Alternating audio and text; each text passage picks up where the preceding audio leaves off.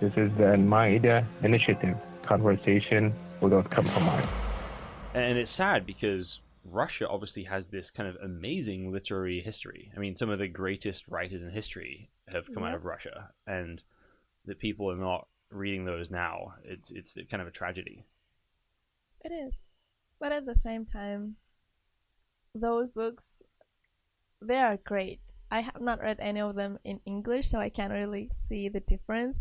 But when you read them in Russian, you really get inspired and you get the sense of the time, you get the sense of century, and you can understand a lot of things. You can trace back the history and see how, so even the Russian people today, you can trace back to those centuries and see how the regime at the time influenced what is today. And it's actually fascinating to see that something that happened 300 years ago is still influencing people in a sense. And I think Russian people themselves are kind of tracing back now, quoting those books a lot, trying to see the connections.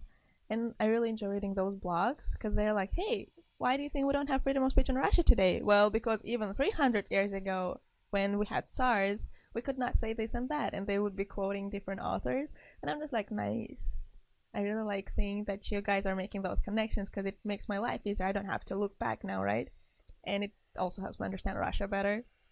Yeah, and that's kind of one of the worst things about the sort of Soviet Union in some ways is that less what it did to the world, but more what it did to the culture it came into. Right? It really tries to just kind of erase everything about the past that doesn't see as relevant and just start from scratch. Mm-hmm. This idea that a human being is a blank slate and we can just build them into whatever we want them to be, and so many amazing things about Russian culture just sort of destroyed, but they didn't do a thorough enough job. And thankfully, there's enough of it left that you can kind of, trace back and find some of that.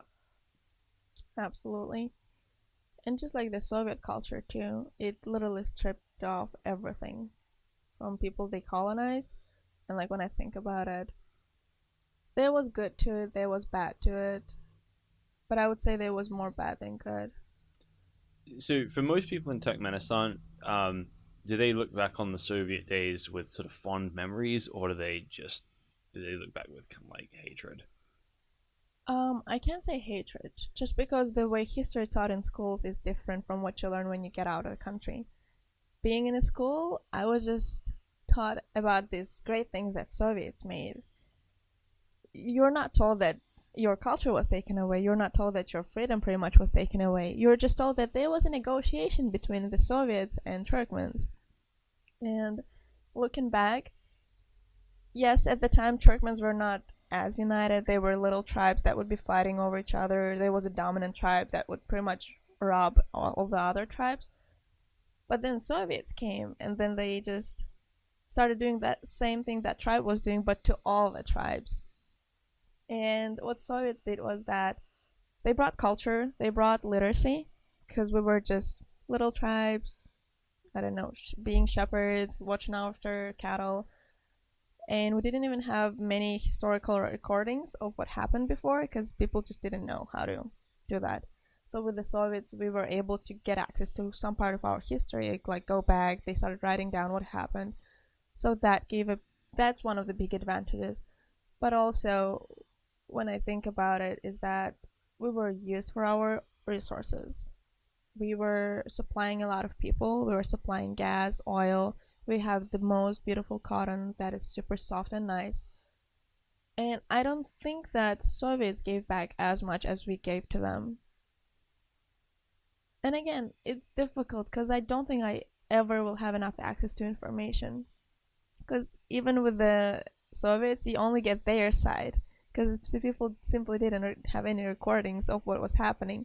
So I get their side, their information. And history is written by the victors. And how well those stories are, I don't know. How truthful they are, I've got no idea.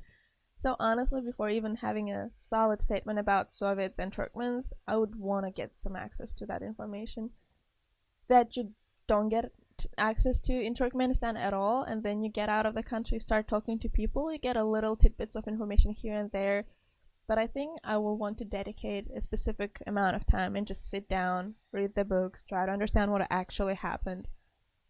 Because I've got no idea. It's just so puzzling.